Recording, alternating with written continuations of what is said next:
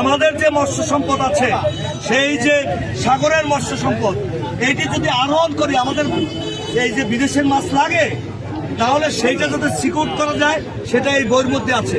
এটা আপনারা পড়বেন এবং পড়ে আপনারা জনগণকে বুঝাবেন যে আমাদের মৎস্য সম্পদ আমাদেরই থাকবে, বিদেশিরা যেন, ভারতীয় জেলেরা যেন না নিতে পারে। এবং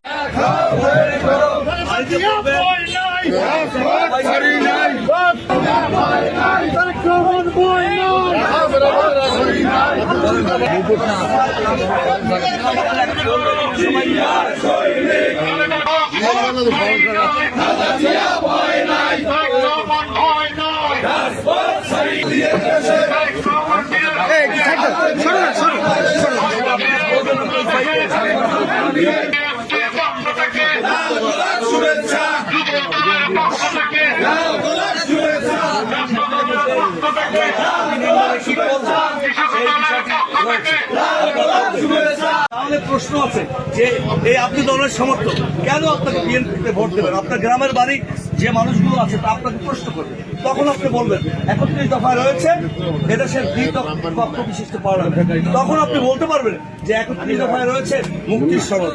কি মুক্তির সনদ?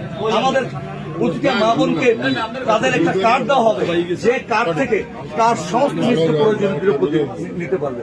আমাদের প্রতিটা গ্রামে গ্রামে ডাক্তার দেওয়া হবে, সেই ডাক্তার শুধু প্রেসক্রিপশন করবে না, সেই ডাক্তার রোগ কেন হয়, ইউকে এবং বিদেশি সমস্ত স্বাস্থ্য ব্যবস্থাকে ধরে আমরা নির্মাণ করেছি একটি জায়গা। তারা তোমার বলতে চেয়েছে যে রোগ প্রতিরোধ করার যে ক্ষমতা, সেটি বৃদ্ধি করতে হবে আমাদের গ্রামগঞ্জে।